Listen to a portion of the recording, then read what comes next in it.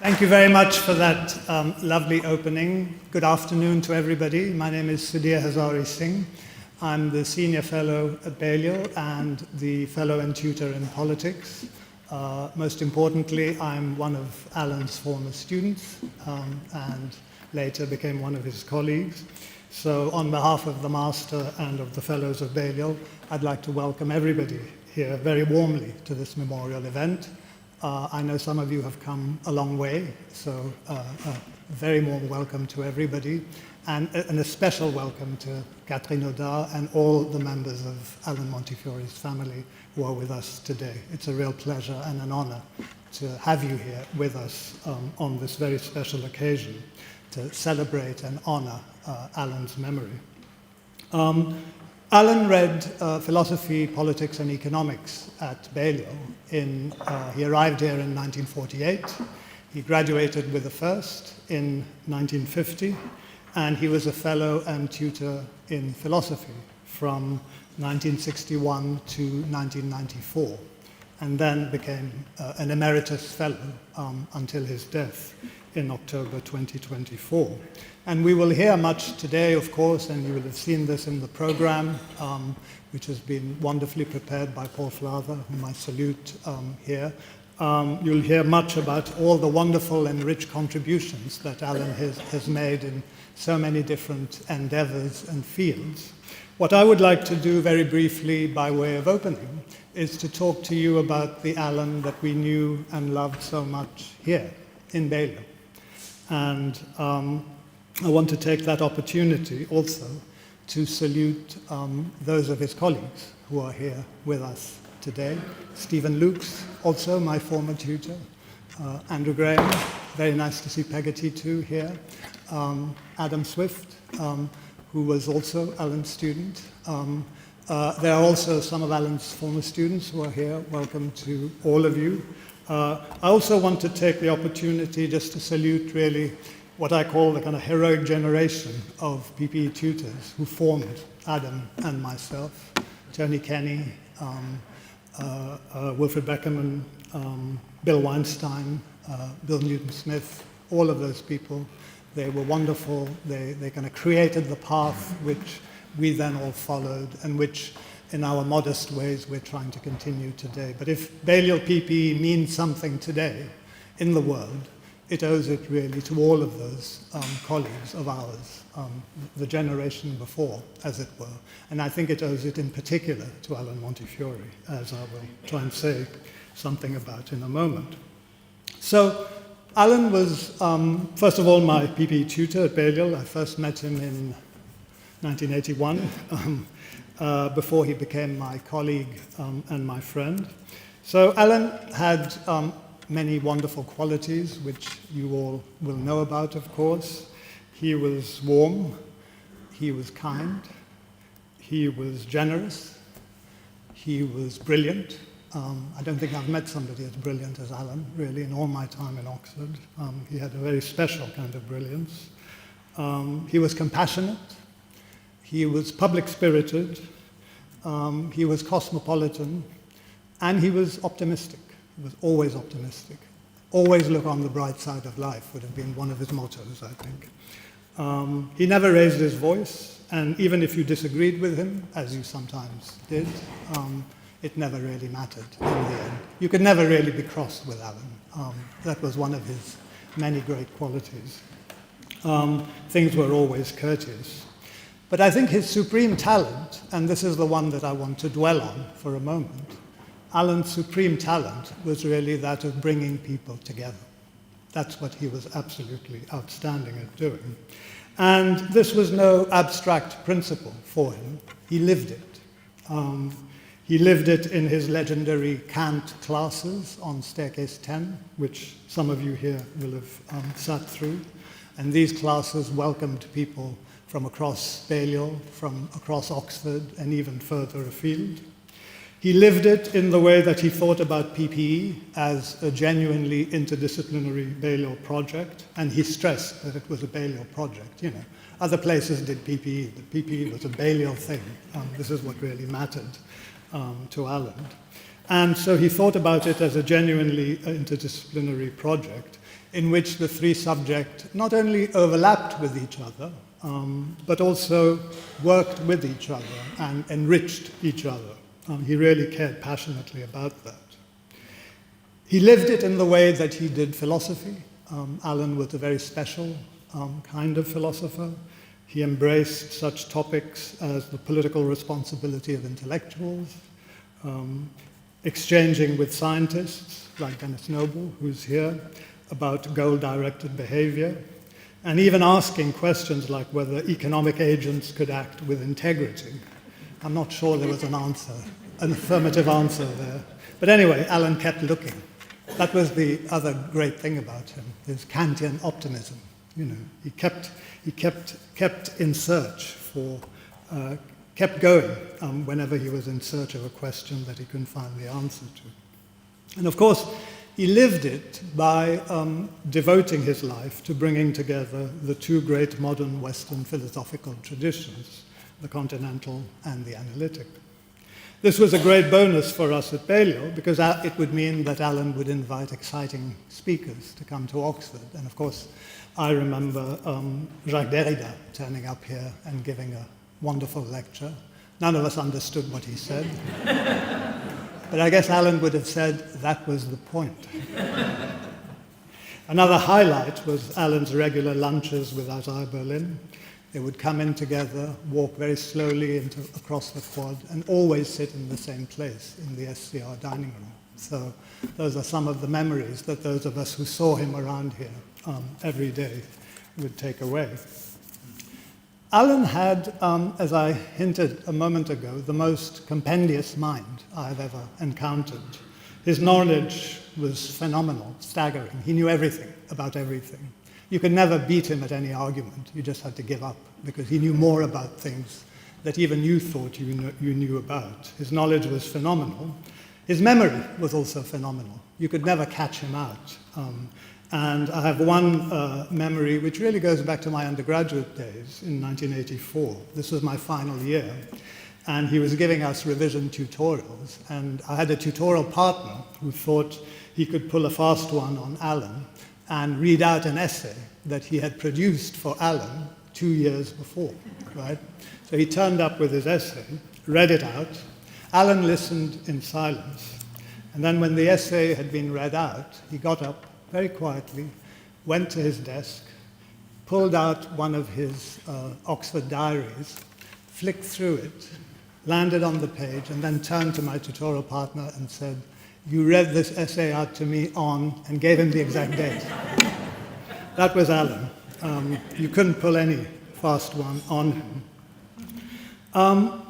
And of course, bringing people together is also about universalism, which is another one of Alan's great fortes. When we would discuss the applications for admissions among the PPE fellows, Alan always championed one or two candidates. He always had some special ones that he would look out for. And there were special ones in whom he saw something promising, which the rest of us couldn't quite see, and in whom he believed would contribute something valuable to the social mix, the intellectual mix. And he would more often than not prevail upon his colleagues to admit these candidates, generally by convincing us that this was the right thing to do, but also sometimes just through his sheer willpower. He was indefatigable. He would just keep talking until everybody finally agreed. And I have one memory there of an interview session which was running. We used to have them quite late at night in the old days. And we started talking about one candidate we couldn't agree on at about 10 o'clock. And we were still going at about 10:45 at night. And Alan was still holding out. And Wilfred Beckerman just put his hands up and said, "I give up." And Alan won the day. So even when you were escaping from Alan, wonderful things could happen. I remember tiptoeing away from one of the evening seminars he convened about identity at his St. Margaret's Road flat in the early 1990s. This was when the speaker was a little bit opaque. And as I slipped out of the ground floor flat, I heard the door close quietly behind me. Another person was leaving. Her name was Karma Nabulsi. We ran away giggling, and it was one of my first meetings with the person who was to become my future partner. And we have been together now for 35 years. Alan Montefiore brought us together. Thank you very much.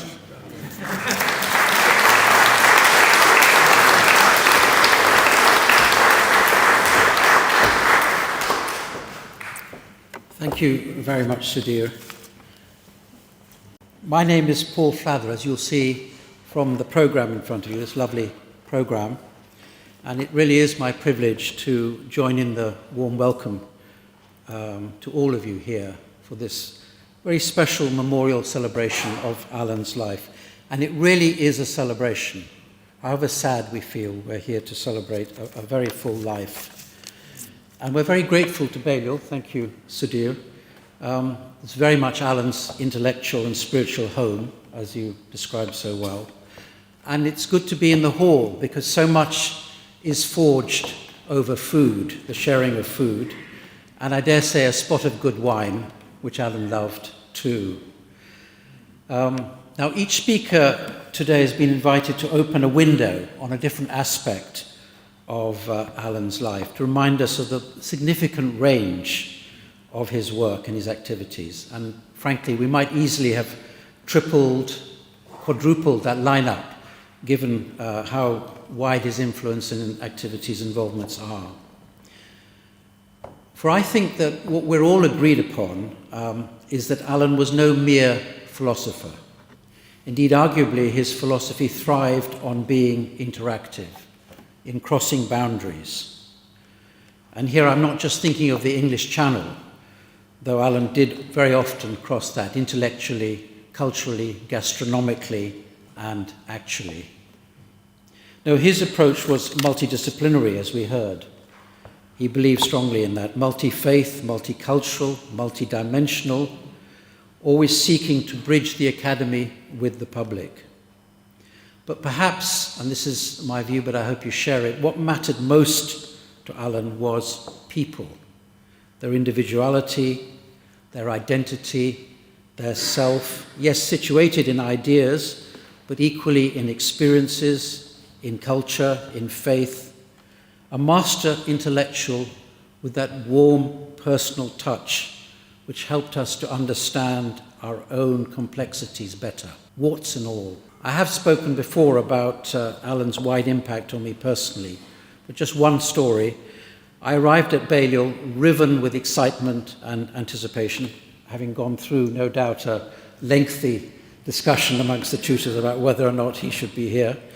But I came also caught between two cultures, and in part rejected by both of them at a time when being mixed race was, well, a bit of a problem, really. But Alan gave me self-belief, he gave me confidence to examine my life. And some years later, I began to describe myself with pride as an Indo-Saxon. And the seeds were sown by Alan. He gave me confidence to wear cozy, roomy sweaters. That's why I'm boiling hot. But in his honor, I just had to do it for you. I had to do it for Alan. Semicolon. I don't think I ever quite got the hang of punctuating, bracket and parsing, close bracket, as I spoke, exclamation mark, question mark, paragraph, full stop. I never quite mastered that, but I was in awe of him. Today, you're going to hear about Alan as a teacher, a colleague, a public and engaged philosopher, a defender of liberal Jewish heritage, an intrepid explorer of Jewish identity, and an interfaith seeker. I'm charged with saying a word about Alan, I guess, as an academic activist, promoting the freedom to think. He helped found the Jan Hus Educational Trust, and with Catherine, the French Jan Hus, and worked with a number of us to give underground lectures and seminars in Prague in the 1980s, during the communist regime. The Velvet Philosophers, so-called. Alan brought in some magic of his renowned Kant seminar, which Sudhir referred to. He brought that to Czechia, and he left deep marks, as has been documented in the evolution of Czech philosophy post-1989. Now, many of us had brushes with the secret police, the boys from Bartolomewska ulica, as they were dubbed. Jokes were a very powerful safety valve in those days. So why did those STB secret police go around in threes? One to do the searching of the rooms, one to read the books on the shelves, and the other to keep an eye on his two fellow intellectuals. After one brush, Alan was put on the index of undesirables.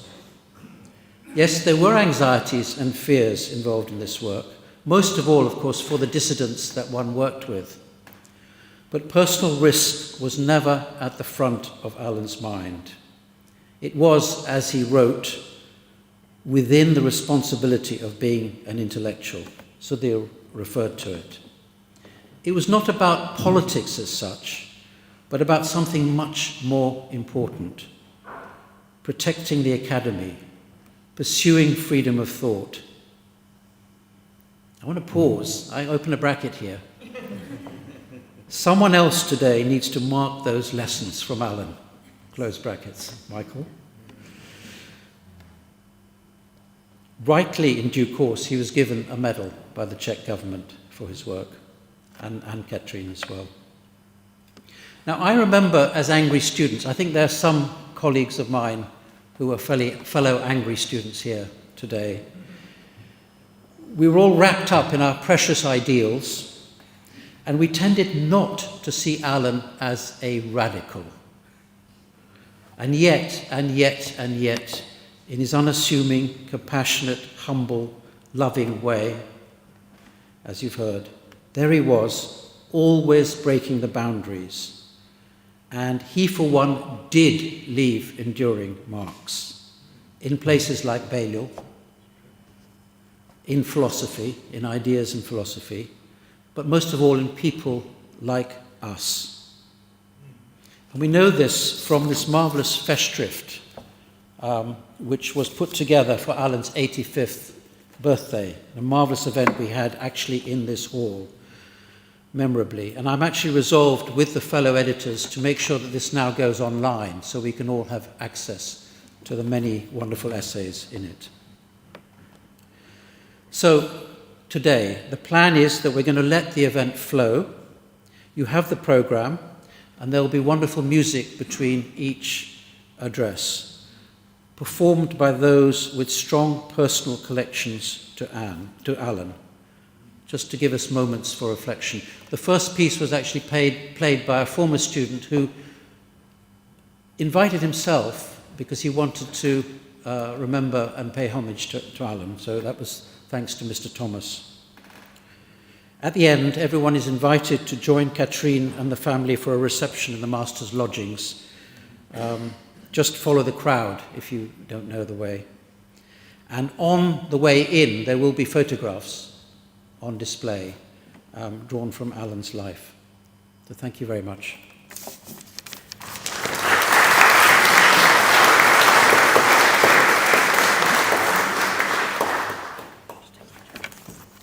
Thank you. I'm Stephen Lukes, and I was asked to send a few words to be read out at Alan's funeral. And I'm going to start by repeating them now, and then I will elaborate on what I wrote. So Alan was my teacher, colleague for 2 decades, and friend for life. If I had to choose one word to characterize him, it would be complexity. He responded to it and endlessly sought it out. Is that better? Yes. Okay. He responded to complexity and endlessly sought it out, but always to reach clarity, never obscurity. And I want to stress that right now. Complexity in people, as a teacher and colleague, and in ideas, as a philosopher. His approach was the polar opposite of the cut-and-throat mode of philosophical debate long prevalent in Oxford and, I might add today, still common among philosophers. With students, it was a drawing out from hidden depths. With colleagues, subtle persuasion. And in philosophy, it was undoing simplistic oppositions, such as fact and value, and analytic versus continental philosophy. One key lesson he taught me was the Socratic one, that sometimes it's better for a dispute to continue than for either side to prevail, because of the sheer difficulty of reaching a convincing conclusion. So to begin with Alan, my teacher. Now, Alan came to Balliol in 1961 as philosophy tutor, in my final year as a PPE undergraduate here. The truth is that philosophy teaching from PPE students at Balliol was at that time in the doldrums. The one word to sum up each of our two tutors then would be, respectively, sarcasm and indifference. Classic students, fortunately, had Dick Hare, who combined a forceful certainty with a rather cut-and-dried approach to the language of morals. Prescriptive as opposed sharply to descriptive. A lively debate about moral philosophy was going on elsewhere in Oxford, in which Elizabeth Anscombe, Philippa Foot, and Iris Murdoch were challenging this and more. But it didn't penetrate Balliol's philosophy teaching to undergraduates. We learned instead, I can report, from excellent graduate students. In my case, in my first term, I escaped from being taught by the tutor displaying indifference, who was fortunately on sabbatical. He sent me, at my request, and reluctantly I may say, to be taught by Charles Taylor, who was All Souls. I now think that was a kind of preparation for Alan.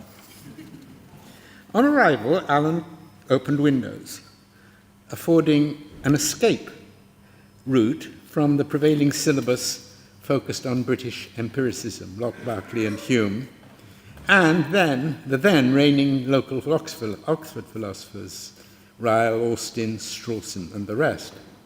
He, Alan, was to teach what became, as we've heard, a much-loved and famous Kant class, and he brought news of French and German philosophical thinking. He conveyed the sense that you could think in non-Oxford ways. Big surprise. While mastering, I should say, mastering and always respecting, and indeed respecting these ways, and indeed in non-English and non-Anglophone ways. I love the memory that has been recounted by one of his undergraduate students of his saying in a tutorial, "Excuse me, I just need to think in Chinese for a moment." He had learned Chinese as a soldier during the war in Singapore. You will, I'm sure, be hearing about this window opening from later speakers taught by him. In my case, it was another window that, along with Charles Taylor, he helped to open, namely the relevance of philosophy to the social sciences. Allen was the quintessential PPE philosopher. Now, PPE at Oxford has come in for a lot of, I think, somewhat justified criticism, as contributing to the shallowness and arrogance of our governing elites, whose ranks PPE graduates have long filled, politicians, civil servants, and journalists, trained by the Oxford essay system to think they could master in a memo or an article the complexities of our ever more unmanageable world. But Allen was not part of this. He went for depth. He puzzled over and got us to puzzle over concepts such as neutrality, impartiality, objectivity, causation, identity, and in my own case, in due course, power. Such basic concepts are, of course, central to our public and private lives. Along with his colleague, the economist Paul Streeton, also my tutor at that time and a wonderful one, who was deeply interested in the concept of value, Allen helped PPE at Balliol to be a school for early reflection on the very foundations of the social sciences. He got us all, not just future students, scholars and academics, to think about the fundamentals and implications of what we were learning about politics and economics. Now, when I became his colleague at Balliol in 1966, I saw this close up. He was engaged in what Albert Hirschman has called trespassing, reflecting, that is, on what practitioners of other disciplines were taking for granted.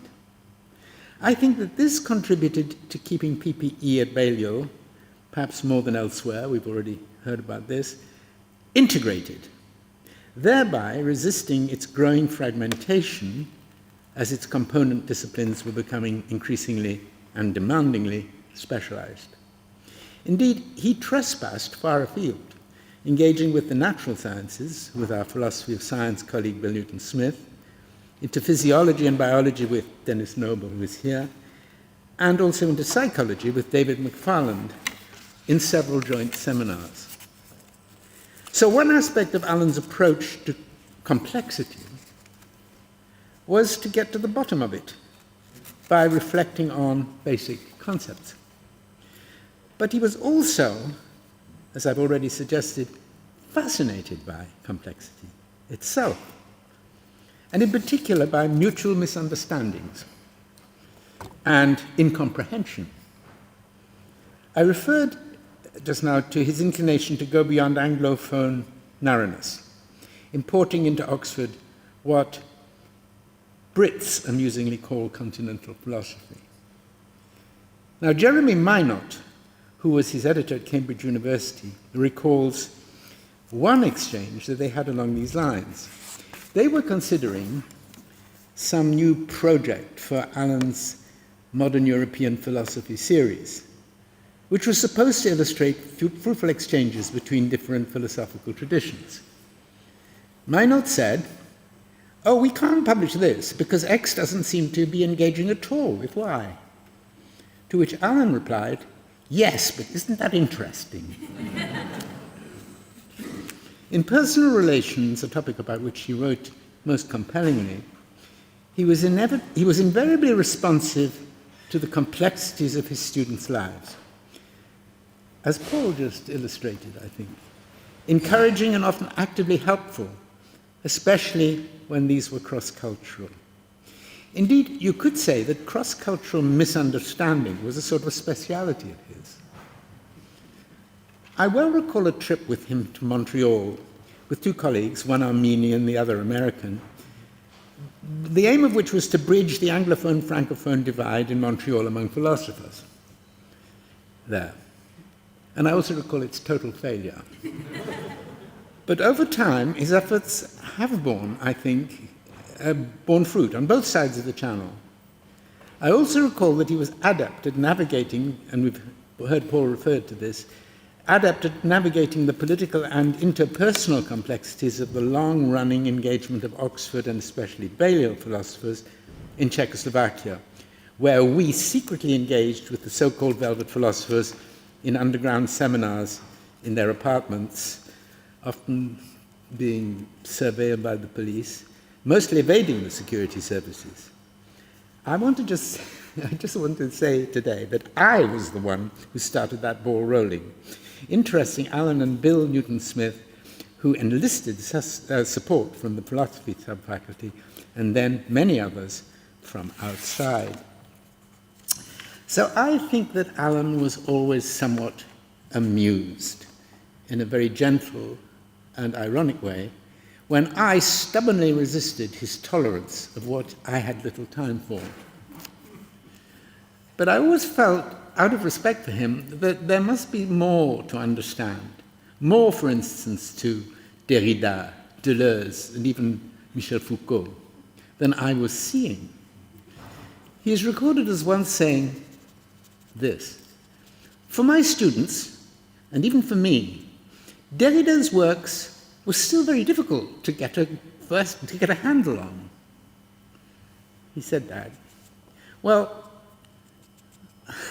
I think that sentence captures the essence of how he saw, first, his students, and second, his task as a philosopher. And it also captures what I have come more and more to appreciate and value. It's one reason why I am so glad to have been asked to talk about him today in celebration of his long and well-lived life. And thank you.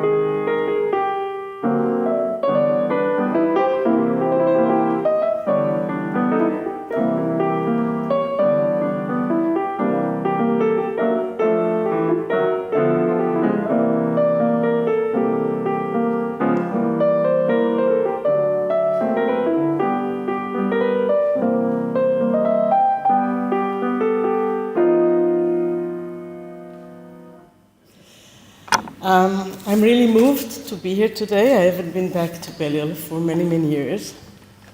It's really strange to be here in this hall with all these women on the wall, because I remember us only three, I think. I think Karma was one of them, Valerie, me, and maybe two others. But I've been fortunate to be Ellen's student, and I'm really, really pleased to be here to say thank you. Last summer, I was in New York having dinner with Valerie and Stephen Lux, and we were reminiscing about our Balliol days. And naturally, we took a selfie and sent it to Ellen. And that was a mark of our affection and the fact that we missed him, because Ellen was very much part of our life here as a community. People say, actually, we now heard that he was a matchmaker. I now know of two people met. If there are others in the hall, please raise your hand, because this is a quality that haven't been established yet. Now, Ellen triggered our discussions on identity in general and on our particular identity in the Oxfordian setting. Oxford took itself to be an open and inclusive place, but we were actually aliens. As Stephen once said, even Newcastle is a foreign land in Oxford. Certainly, Paris, Montreal, and Jerusalem. I was the ultimate other, a woman, a mother, a Jew, an Israeli, an older student, as they kindly call me, mature student, already a political activist and a former military officer. I was the embodiment of pluralism, and Ellen accepted me into his group of followers with a very warm hug. Actually, I realized many years later that for my three tutors and Lord Goodman, I was actually, and please don't spread the word, I was the Israeli spy that was supposed to report on what the hell is happening in the Middle East. So in our long lunches with Azar Balliol, Ellen Montefiore, Stephen Lux, and Lord Goodman, I was supposed to be reporting what is going on. And I didn't have an idea then, and I don't have an idea now, but that kept the conversation going.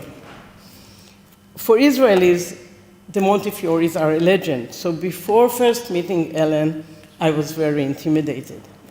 But when he opened the door with a patch sweater and a very kind and warm smile, we immediately connected.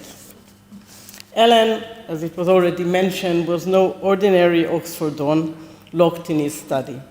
His life experience took him to the four corners of the earth, providing him with multiple sources of inspiration, a melange of Eastern and Western cultures, continental and Anglo-American philosophy, Jewish and Christian tradition, a rich texture that constituted the fabric of his life. No wonder he was a champion of philosophical pluralism, a pluralism that should not be confused with either skepticism or relativism. In the 80s, at Oxford, emphasizing the importance of rootedness and belonging was a contrary move. Nowadays, when the end of history has come to an end, discussions of identity, rootedness, and belonging are the norm. We know now we should have been far more attentive to their continuous presence as a motivating power. This would have allowed us to notice that a theoretical and political storm is building up on the liberal horizon. We may have missed the signs of this storm because our greatest universities chose to look the other way, blinded by the conviction that they are open, neutral, and impartial, that what lies outside is simply either wrong or irrelevant. While the opposition was gathering power in the liberal camp, it was assumed that everything is quiet on the liberal front. Carefully analyzing the pretense of universities to be neutral, Ellen points to the inherent ambiguity of the concept and the inability to separate the academic and the political. As a moral tutor, actually, through Ellen, I understood what it is to be a moral tutor, because when I came here, I said, I'm an adult, why do I need a moral tutor? But working with Ellen, he sure did the job. And as you all know, all Oxford students at least, you have your crises during your work. And when I had one, I used to come to Ellen and he would say, let's have a glass of whiskey and talk about it. And by the end of the evening, I couldn't remember what was it that I was so worried about, but I learned to consume very good whiskey. So that was part of my education here. So Ellen believed that to be true to our academic mission, we must cultivate in students critical thinking and ethical reasoning, preparing them to address the complexities of the world, cultivating in them a sense of moral responsibility and civic duty. Unfortunately, the rapid spread of education in general and of higher education in particular missed the opportunity of spreading such qualities. Prioritizing practical know-how that caters to the market over moral and philosophical knowledge, neglecting the obligation to nurture democratic agency. The sad result is that while we live in the best informed and most knowledgeable era in the history of the world, democracy and civility are in decline. Recent events clearly indicate that attempts to distance universities from the realm of the political in order to protect the institutional autonomy alongside the freedom of its members, these attempts have failed. Their opponents turn the argument upside down, suggesting that neutrality in itself is a political concept. Neutrality is a tricky concept, and Ellen deals with it carefully. It shows how externally neutrality offers no protection or support, but internally it often breeds avoidance. This allows students to apply the knowledge and argumentative skills they have acquired to address challenging social and political issues. Ellen avoided avoidance. There is nothing he refused to discuss. He believed in laboring your way through tough questions, blending philosophical inquiry with practical ethics was his way of teaching. In that sense, he was an effective moral tutor, setting a high standard for educational excellence, one that invites students not only to seek truth, but to apply it meaningfully in their lives, while leaving room for others to make their equally valid choices. Being nominated as a president of a college, I have turned to Ellen's discussion on the role of the university in order to decide where I stand. Where do I place myself on the continuum between being neutral and being active? Nothing could demonstrate the dilemma and the need to make a choice more than the events of the 7th of October. I had to make a decision. Am I a practical leader or am I a neutral bystander? Do I allow my students to speak freely their minds, even if they call to silence my Arab Palestinian student? I'm head of a college that is composed of Israelis, Jews, and Palestinians. Very complicated situation, always, and especially now.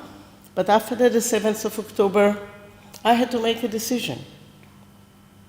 And my students were waiting to see what I'll do.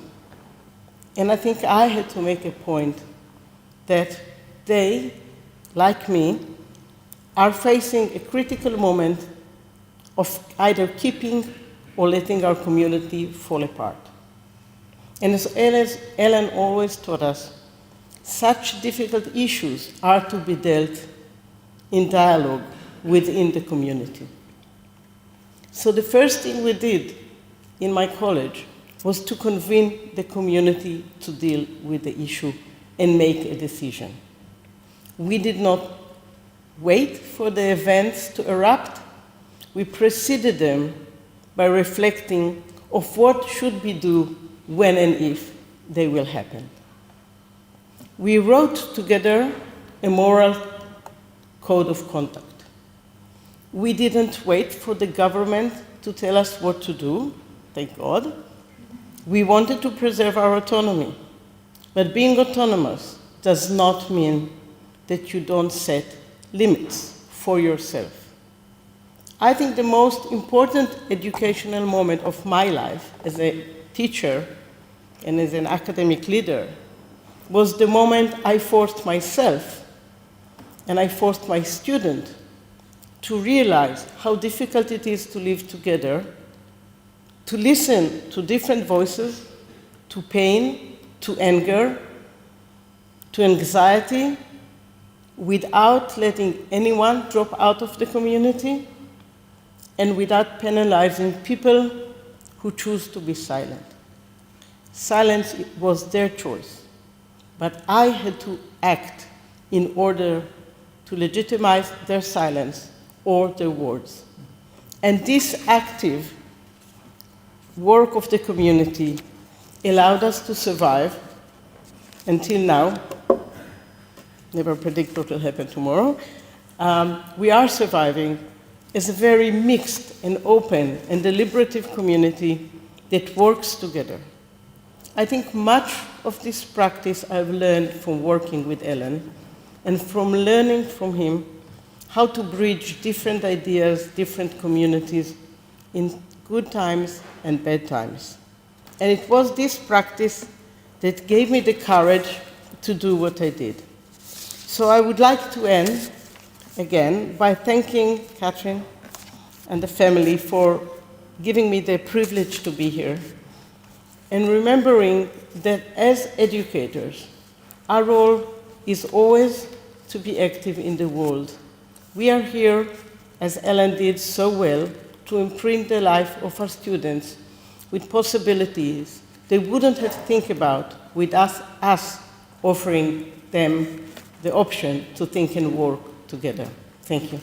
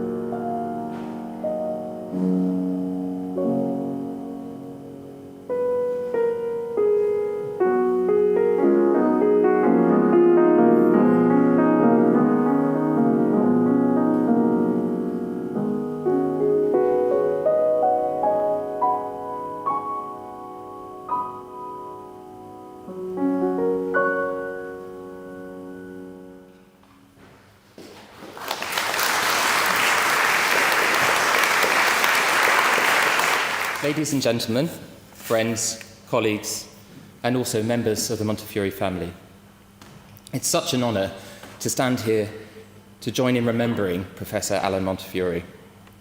And what I hope to do is to reflect on the remarkable legacy he's left, not only for those who he knew personally, the many people he touched, as we've heard today, but also to think about the legacy he's left for the wider world. And as director of the Wiener Holocaust Library, although I met Alan several times at Wiener Library events, I'd say in some ways I know Alan more through what he's left to future generations through the institution where I work. In that sense, I'm going to take this opportunity also to speak a little about Alan's father, Leonard, whose vision and determination helped to create the world's oldest Holocaust archive, which is now a world-leading institute. Alan's father, Leonard, was, by any measure, an extraordinary man. He was born into a family already renowned for philanthropy and public service, but though he could have chosen a more comfortable life, he was always dedicated to public service. And that's something that was also true of the founder of the Wiener Library, Alfred Wiener. They both shared a profound sense of personal responsibility. And they really were determined, as I understand Alan was, to roll up their sleeves and do something about them and to work with others, crucially. And that ran through everything Alfred Wiener did and everything Leonard Montefiore did. So when the shadow of Nazism began to fall across Europe, both Alfred Wiener, the founder of the library, and Leonard, separately, were quick to see the danger.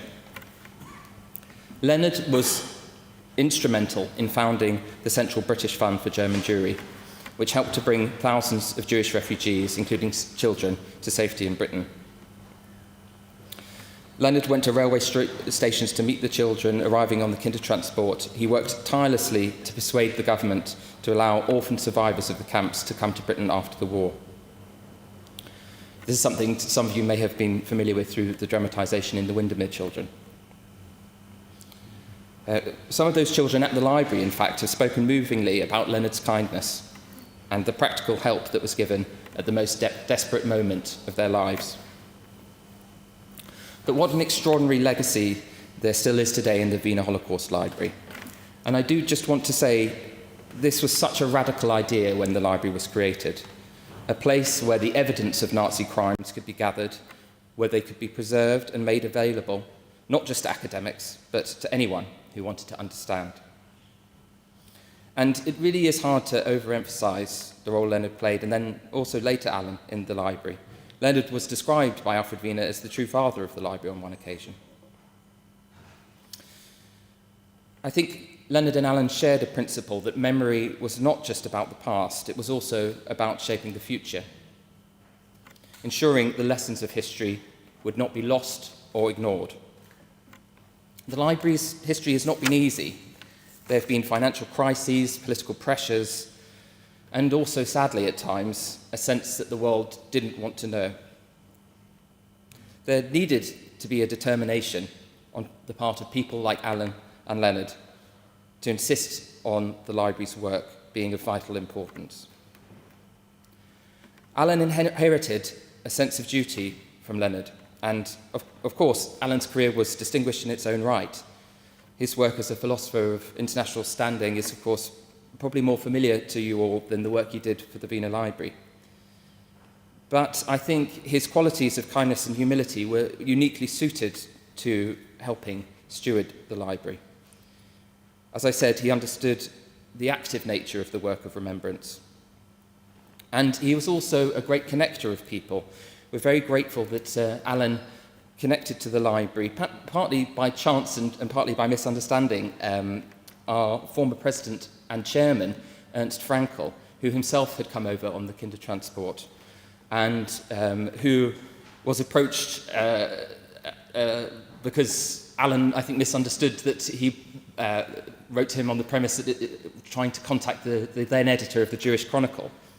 Even though it was serendipity that Ernst Fraenkel came into the orbit of the library, I think Alan's role in bringing people together helped connect us with one of the key people for ensuring the library's existence into the future, Ernst Fraenkel. And Alan and Ernst worked together during one of the library's darkest hours in the 1970s and 80s. Both Alan and Ernst stepped up when the library was in real trouble. Funding was running out. There was a risk that this unique collection, painstakingly built up over decades by refugees and survivors, might simply disappear, be broken up. Alan was vital, reaching out to those who could help, persuading them with the persistence we've heard described so vividly today, and also with his humour, that the library had to be saved. Crucially, he helped to contact James Callaghan, creating the Wiener Library Endowment Fund, and there's a wonderful photograph of the dinner that Alan helped to put together with His Royal Highness the Duke of Edinburgh. I think this was one of the moments that really did help save the library, and without those efforts, I simply wouldn't be here today talking to you about the library's work. So, as we remember Alan today, I also think it's appropriate to remember Leonard and what Alan inherited from Leonard and has handed forward to the next generation. a simply extraordinary legacy. The Wiener Holocaust Library stands as a testament to their vision and their character, as well as their dedication, determination, and belief in the power of memory. Even as we face the darkest times in history, there are always people willing to do the right thing. So on behalf of everyone at the Wiener Library, including current president of the library, Anthony Spiro, and Martin Frankel, who are here today, I want to say thank you to Alan. His example continues to inspire us, and his legacy is very much alive at the Wiener. Thank you.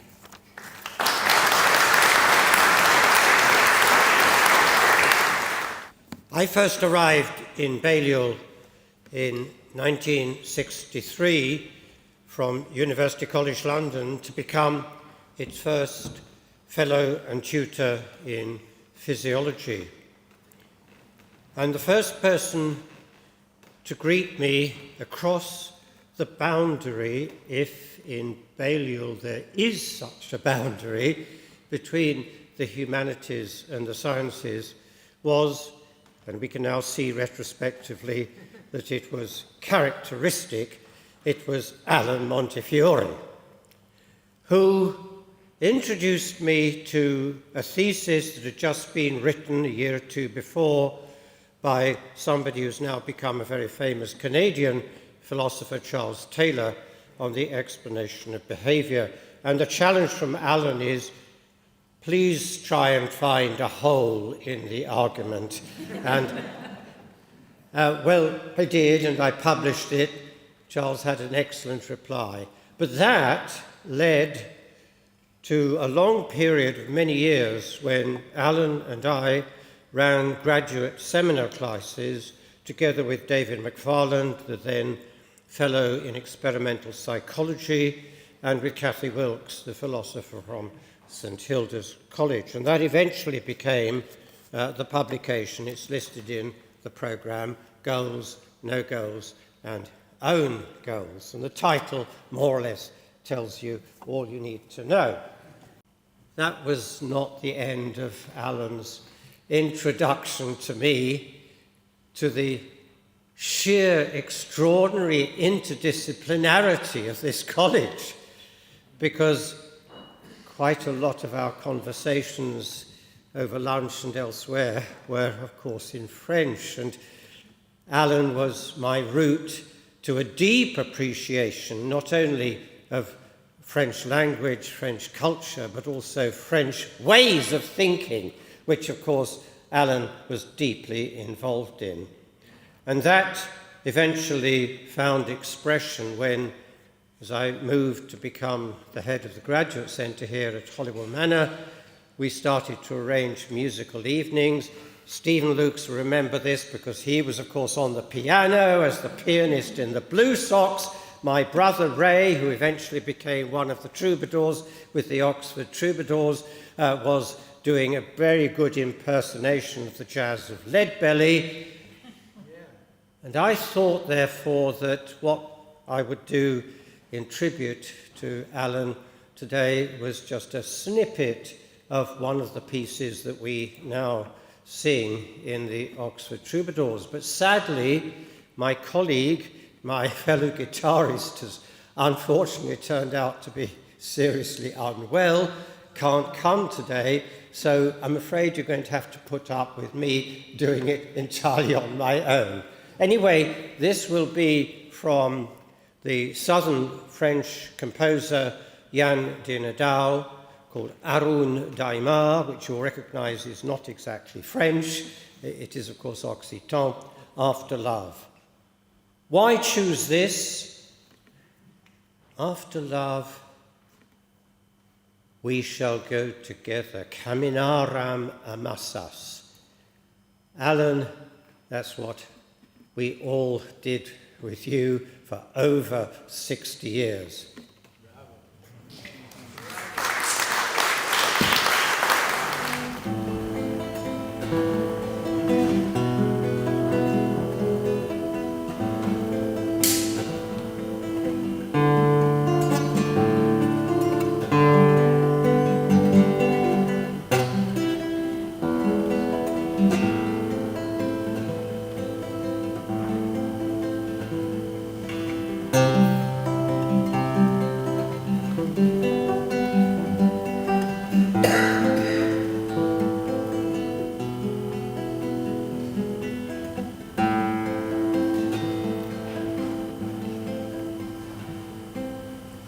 Czytajmy. Pramodocianskia kasas. Czytajmy. Pelane ilhue. Czytajmy. Caminara mamassas. Czytajmy. Eraigo es la pre.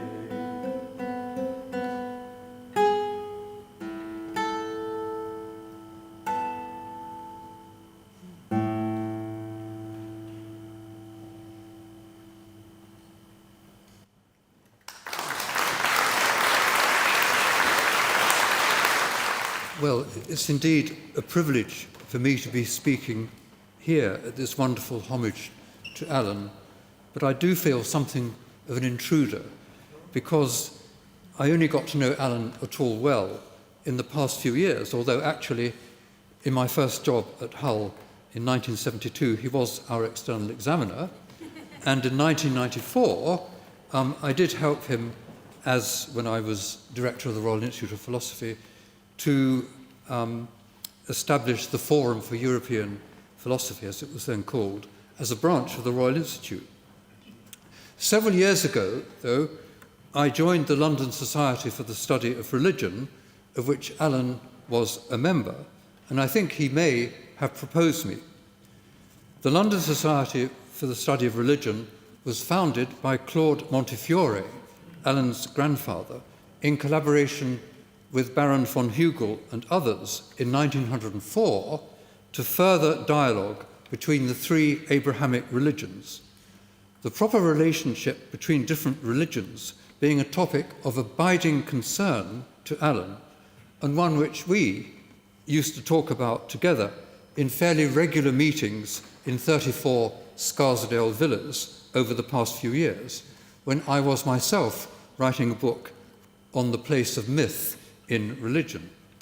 And what really focused my mind, sort of jumped out at me, was when at one of these meetings, Alan asked me what I thought of the Jesuit theologian Karl Rahner's notion of anonymous Christians. That is, the idea, from Rahner's point of view, that people who had never heard of Christ or who had lived before him might be seen as Christians without knowing it and redeemed as if they had been baptized Christians. I actually disliked this idea because it strikes me as both patronizing and disrespectful of faiths other than the Christian, as if only Christians can be saved. However, as Alan emphasized in an earlier article on religious doctrine and ecumenism, Rahner was wrestling with a genuine problem, as were the founders of the London Society for the Study of Religion. Given that belief, this is from a purely philosophical point of view, given that belief, any belief, aims at truth, what can religious believers say about their belief in relation to the beliefs of other traditions? In their apparent contrariety, can they all, or indeed any, be true? From Alan's own perspective, this question is a specific case of what he calls the human paradox. That is, the way in which we are each particular individuals with our own histories and needs and perspectives, but also subject to the universal demands of reason, both in morality and in knowledge. Now, this paradox bites particularly sharply when a religion claiming universal validity stems from a particular church or religion in opposition to other churches or traditions making similar claims. Alan approaches this problem in his writing somewhat obliquely. Given that no human church or faith can express literal truth about a transcendent God or reality, something actually often stressed by theologians and other religious thinkers, including Thomas Aquinas, of course, so we can't literally talk about God. Just how are we to construe belief in the religious case? Add to that the radical imperfectibility of any human institution, something Alan also stressed, including, or perhaps especially, religious ones, are we reduced to seeing their apparently conflicting doctrines in some non-fact affirming way, in Alan's words, as fundamentally non-cognitive, as simply the markers of a ritual tradition or communal practice of greater or lesser value, and not to be understood as truth affirming?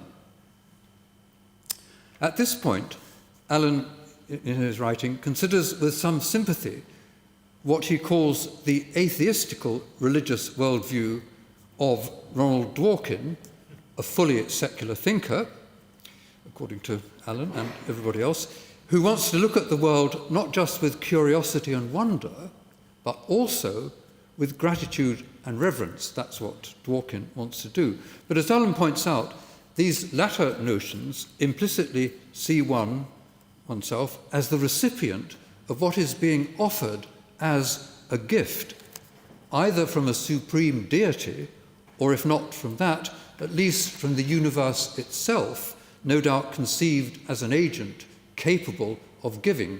So, if I have gratitude for something, it is gratitude to someone or something. Now, I'm afraid I do not presume to know what Alan's own ultimate position would be on this conundrum, but I would simply remind you, and this is something that's been picked up already by some of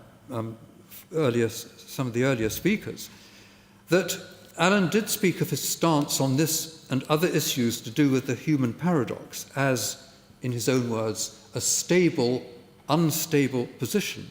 And, again, this is a quotation from Alan, there is no final resolution of certain conflicts of deeply rooted and inescapably important beliefs. No final resolution of conflicts of deeply rooted and inescapably important beliefs. And he writes sympathetically of Levinas when the latter takes certain stories from the Hebrew Bible and the Talmud as dramatizing the eternal struggle between justice and mercy, between the rational universal and the human particular. Alan was always, as we've already heard, too sensitive a thinker simply to opt for one side of these paradoxical conflicts, so central to our nature, but rather to hold both in an unending, uneasy balance.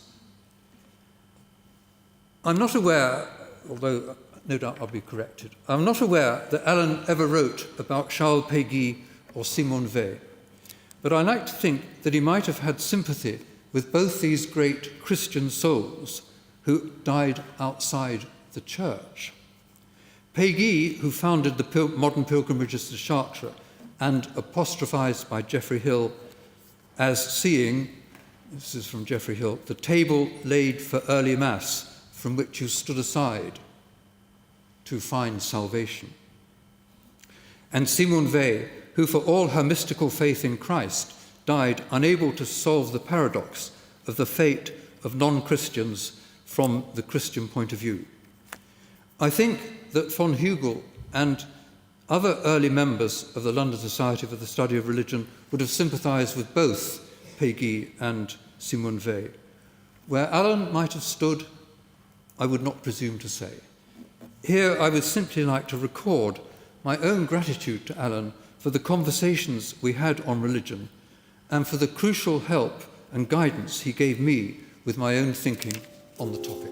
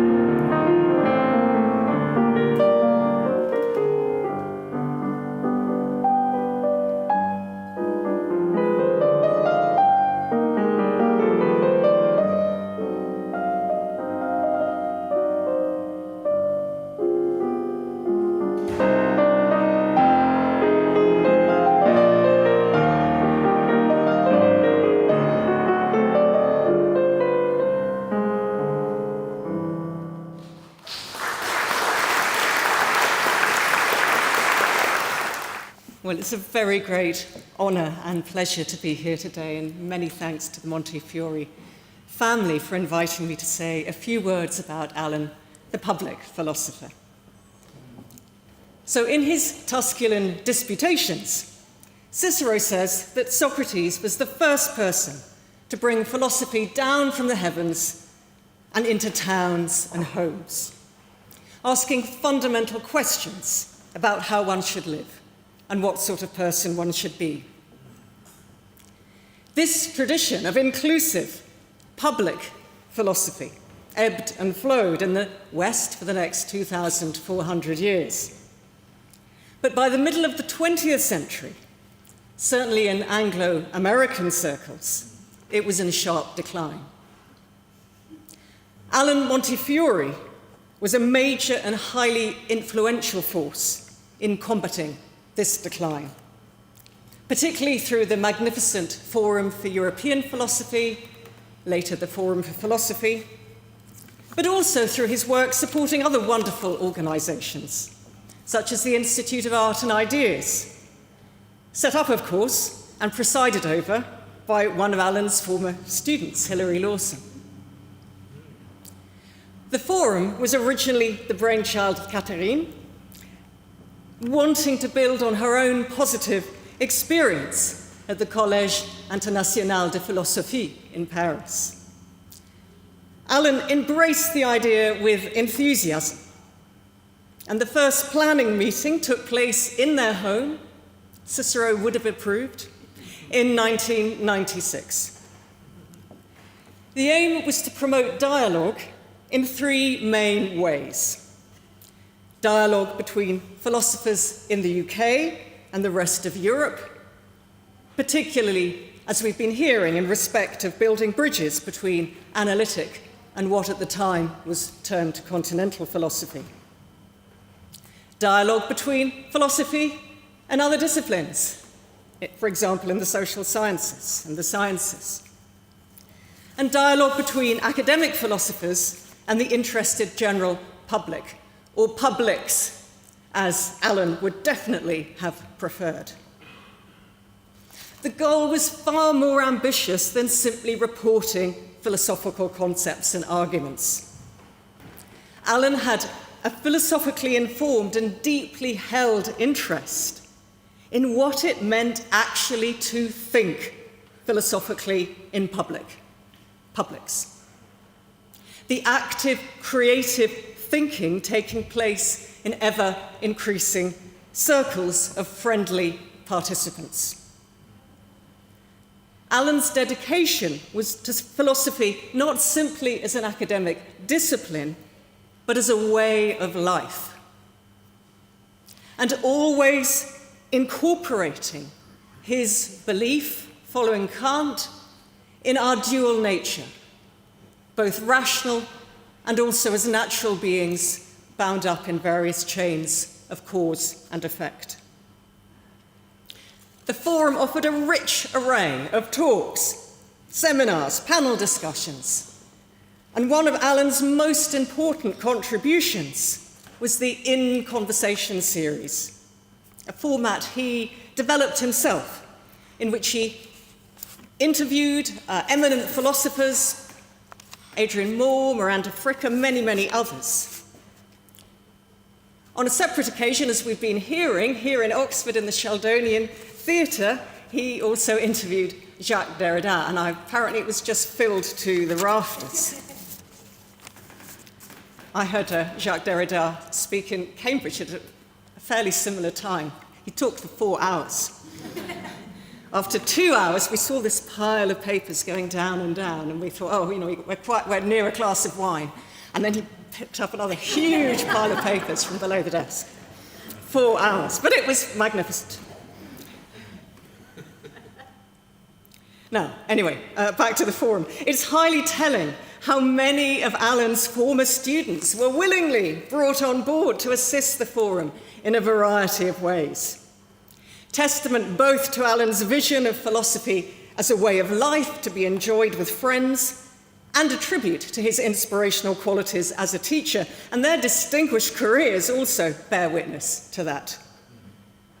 Special mention must, of course, go to Simon Glendinning, who was a wonderful director of the Forum for nearly 20 years and did so much to shape it and strengthen its productive collaboration with the LSE.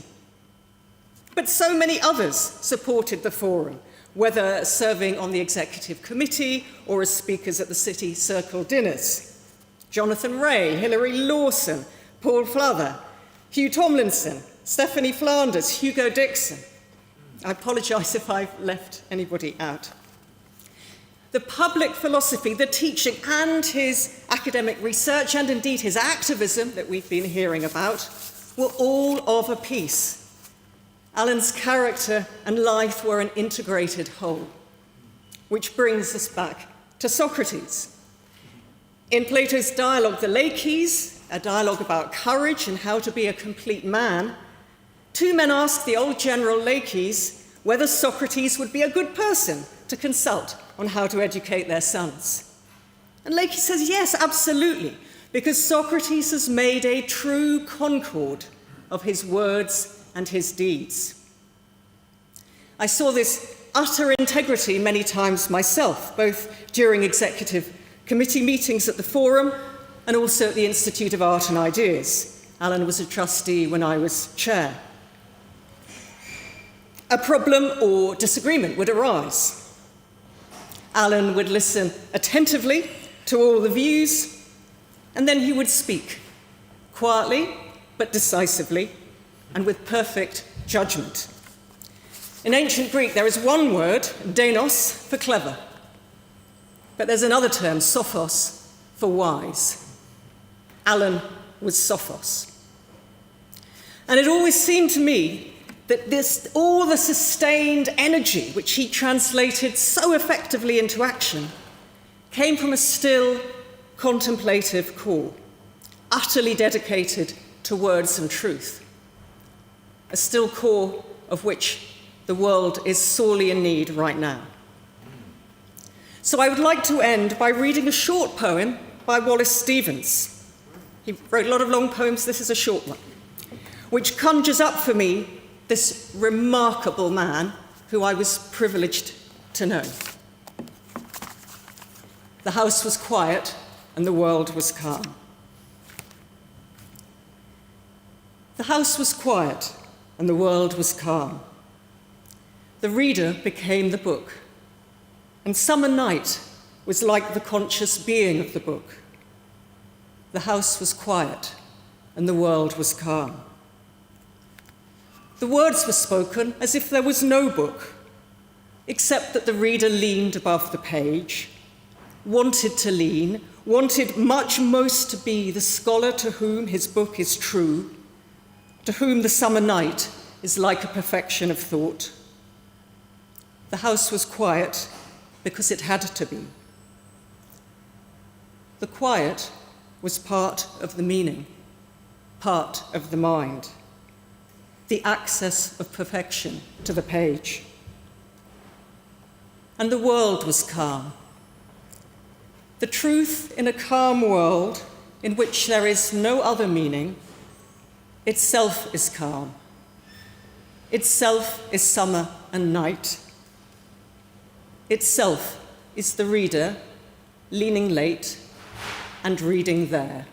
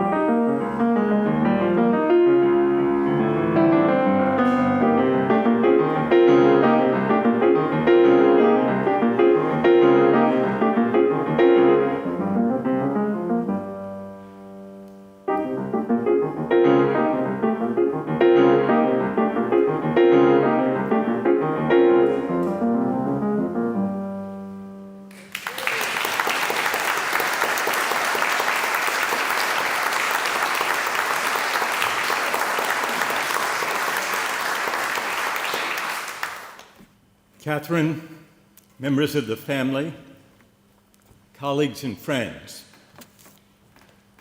I arrived in Balliol in 1975 thinking I would do PPE. I hadn't studied much philosophy as an undergraduate. I was interested in more practical things, in politics and political argument. I found philosophy abstract and remote from my concerns. I was attracted to what seemed to me the clarity and rigor of economics, especially welfare economics. But I thought I should, for the sake of intellectual breadth, spend a term or two studying philosophy. And so I planned to do a second BA in PPE, and then to return to the US to go to law school and maybe go into politics. But thanks to Alan, I was diverted from this plan. I was diverted to philosophy. Now, with philosophy, it was not, for me, love at first sight. During my first term here, I did a tutorial with Alan on general philosophy, as it was called, covering Descartes, Locke, Berkeley, and Hume. I liked Alan, but not the subject. We mainly discussed epistemological questions, how we know. Alan would sit slumped in a chair with tattered upholstery, half dozing, as I read out my feeble attempts to make sense of empiricist epistemology. When I finished, he would ask questions whose relevance to my essay mostly escaped me. For example, he once asked, suppose this lamp disappeared, would it trouble you more if you couldn't find it anywhere or if you later found it in the quad?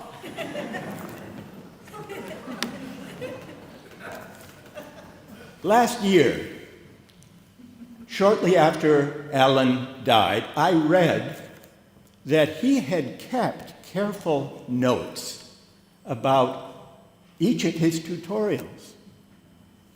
And so I was curious to know, and I asked Catherine whether she possibly had access to the notes he had taken on my tutorials.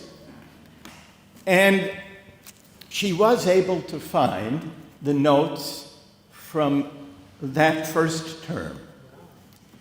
They were cryptic, written in a tiny script, barely legible. But we could make out, Catherine and I, that for my second tutorial on private language, Alan had scribbled the following commentary: middling essay, beta/alpha question mark. As Stephen Lukes mentioned earlier, empiricist epistemology was a mainstay of the Oxford philosophy curriculum. Although Alan dutifully marched me through it in that first term, he didn't evince much enthusiasm for it. I could tell that. In fact, the only topic in this sequence that really interested him was Hume's account of personal identity. In the appendix to his Treatise of Human Nature, Hume admits that this question has him stumped. If all knowledge is a matter of sense perception, how can we ever get beyond the flow of perceptions and grasp the self itself, that which supposedly bundles our perceptions and makes them our own? Because Hume acknowledged, I can never perceive this self without some perception or other. But what holds it all together? What accounts for the identity of the self, whose perceptions they are? And Hume acknowledges that his account of this is very defective. This confession by Hume that he couldn't resolve the contradiction between a purely empiricist account of knowledge and a plausible account of personal identity was Allen's favorite passage in Hume. This was, I think, for several reasons. First, Allen liked the confessional aspect of it. Second, he liked that Hume's contradiction arose from a moment of reflexivity, of the mind turning itself upon itself. Allen loved reflexivity. And finally, I think Allen liked it, because Hume's puzzle about the self could only be resolved by turning to Kant. Allen's tutorial on Kant was a centerpiece of academic life at Balliol, especially among graduate students. It was also, in relation to the Anglo-American analytic philosophy that predominated at Oxford, it was a countercultural force. Reading Kant with Allen offered us an alternative to the prevailing utilitarian orthodoxy. But more than this, Allen's emphasis on Kant's transcendental deduction and on Kant's conception of the subject of moral agency pointed us beyond the individualistic assumptions embedded in Anglo-American philosophy toward wider intellectual horizons. German idealism, varieties of Marxism and the Frankfurt School, French philosophy and literary theory, psychoanalysis, phenomenology, hermeneutics.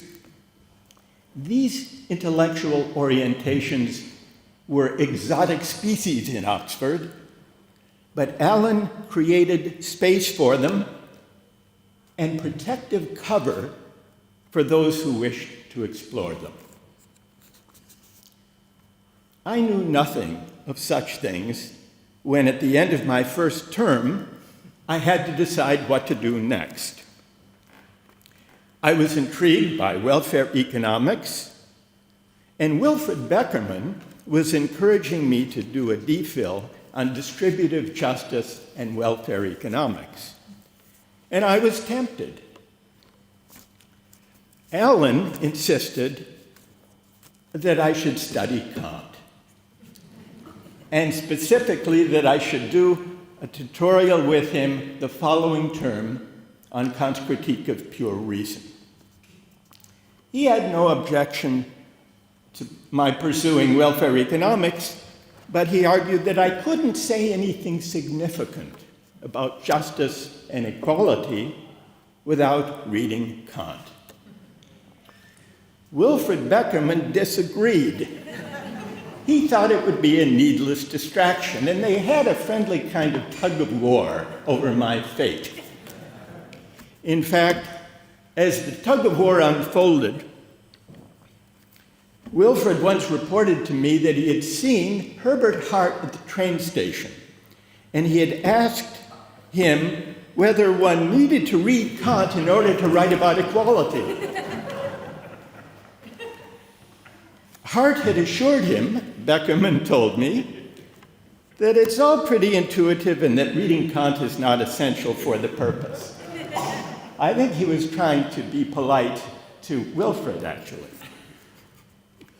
I reported this to Alan, who dismissed it bemusedly and persisted in his insistence that I spend the upcoming winter vacation reading Kant's Critique of Pure Reason in preparation for a tutorial I would do with him the following term. As in the anecdote that Sudhir told earlier, Wilfred gave up. So in the end, Alan prevailed, and during that winter vacation, on the southern coast of Spain, I took a bunch of books, including Kant's Critique of Pure Reason, but I had trouble making any sense of it.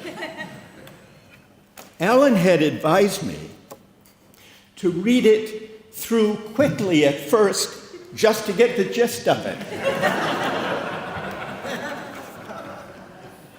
I'm still not sure whether he meant this as a joke or as serious advice.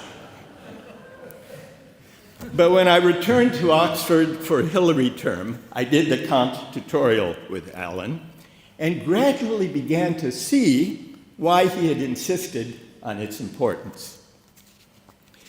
At the heart of Kant's teaching was an answer to the question that had puzzled Hume. A conception of the subject that we can't know empirically, but that is a necessary presupposition of the possibility of knowing anything at all. And then the next term, I continued the Kant tutorial with Alan, this time turning to the critique of practical reason and the groundwork.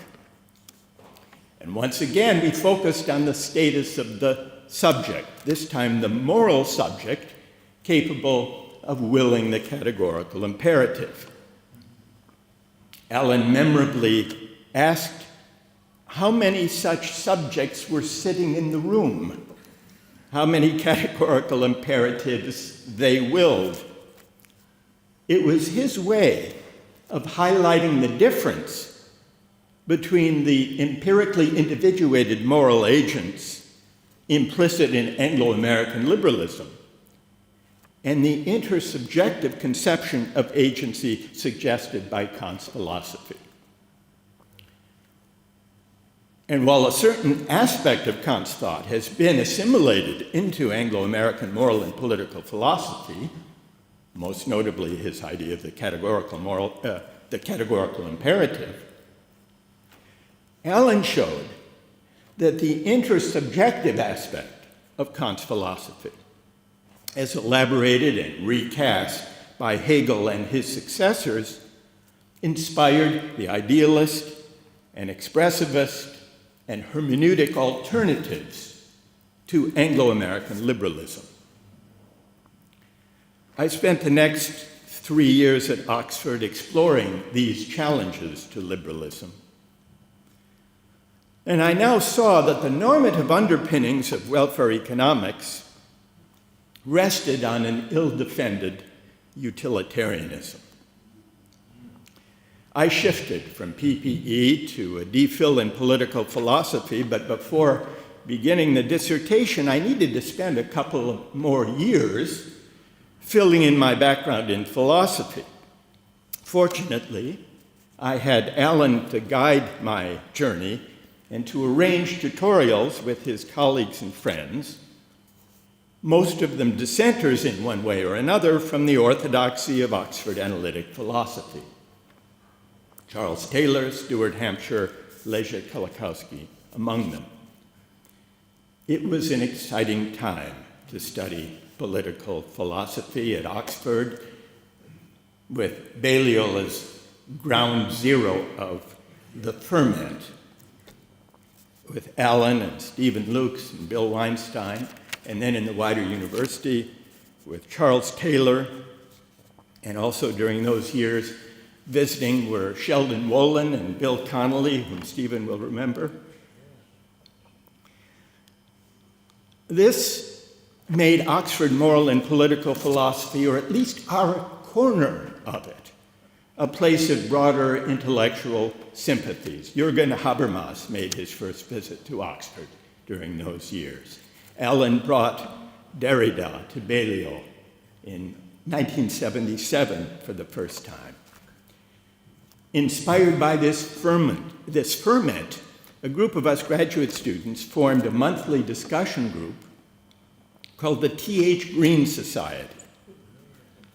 And we met for evening seminars, maybe Dennis Noble will remember, in the master's lodgings at Holywell Manor, where Dennis was then presiding. And it engaged us to enabled us to invite and engage with a remarkable group of moral philosophers. Those who were here, part of our group, our countercultural team, and also visitors including Isaiah Berlin and Bernard Williams, John Rawls, Michael Oakeshott, Stuart Hampshire, and Leszek Kolakowski. During my third year, I embarked on the dissertation under Alan's supervision on contemporary liberal political philosophy. Its title reflected Alan's influence. It was called Liberalism and the Problem of the Moral Subject. It was a critique of the version of liberalism that asserts the priority of the right over the good and the priority of the self to its ends. Against Rawls and Kant, I argued that the self is not prior to its aims and attachments, but partly constituted by them, and that we therefore can't define justice and rights without taking up contested conceptions of the good. When I finished the dissertation, Alan recommended it to his friend and editor, Jeremy Minot, who was mentioned earlier, at Cambridge University Press, who published it under a somewhat more accessible title, Liberalism and the Limits of Justice. Those who know Alan can easily see how thoroughly his influence informs and inspires the book. Today, 50 years after Alan patiently endured my middling essays on empiricist epistemology, it's clear that Alan's influence and example continue to inspire grateful students throughout this hall, and for that matter, throughout the world. May his memory be a blessing.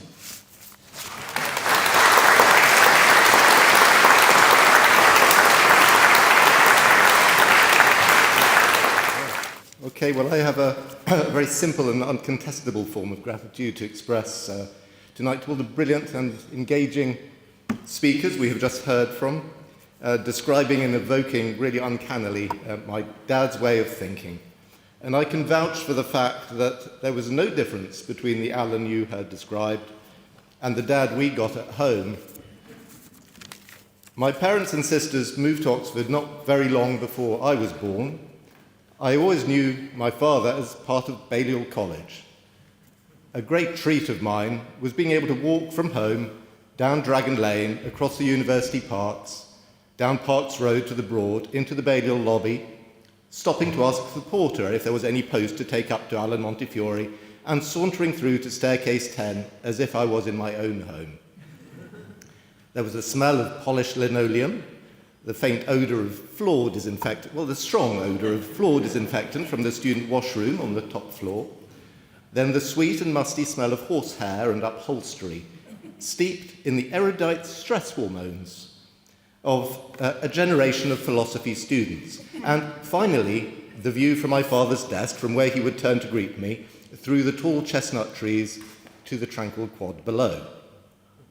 Balliol had been my father's schoolboy aspiration, a limb along which to climb the family tree after his father, after his grandfather, and after his great-uncle, and then a career achievement he was able to announce with pride to his father not so long before losing him.